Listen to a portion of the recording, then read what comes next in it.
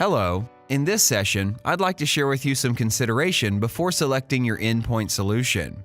Does your endpoint solution is indeed a replacement for a traditional antivirus? Does the endpoint solution protect against known malicious files? Through this video, you'll see that Palo Alto's Traps solution fails short in these two aspects. Using known malicious samples, Traps fails to protect the end station.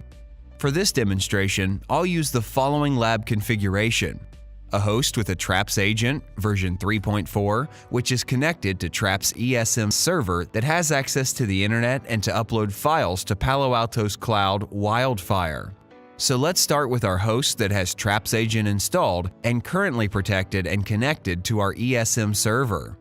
On the ESM server, we have deployed the recommended policy for malware and exploit protection, according to the best practice rules recommended by Palo Alto, as can be found on the vendor's recommendations page. WildFire is active, and all executable files will be sent to WildFire for analysis. A restriction policy where unsigned executable on prevention mode and blocked, meaning will not be run on the host, and exploit protection module based on the following rules. In order to examine Traps protection capabilities, we will download some malicious files. We save the malicious file on the host, and as for now, our station is considerably being protected, as we can see on the Traps client.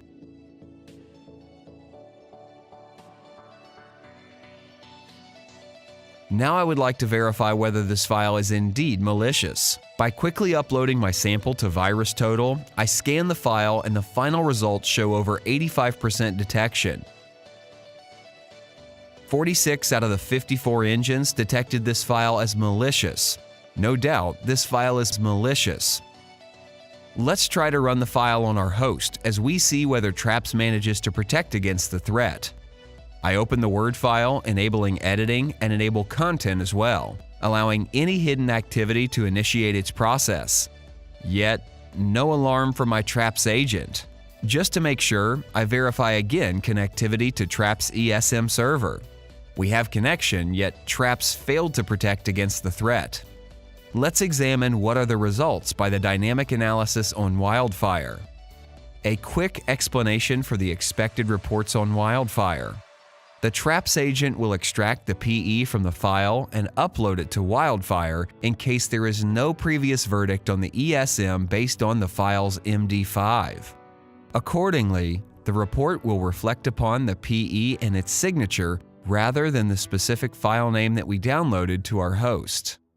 Log into the portal. We find a report for the specific PE that was captured on the Word file. And yet, indeed, the verdict by WildFire was benign. Palo Alto fails to protect against the known malicious activity. Moving forward to the next example using a different file type. A quick recap to our lab environment with a Traps agent connected to ESM server, and both have internet connection to WildFire Cloud. We have a host with Traps client installed, and in this example, we will download an Excel file. Upon completion, we will run the file from the host's desktop, yet again enabling editing and content to allow hidden process to run. At this file, if the file is malicious, the host already got infected. However, no alerts from Traps agent. This fact shows that Traps can't replace traditional antivirus. Let's see how VirusTotal treat this file. We upload the relevant Excel file sample and scan it through VirusTotal engines.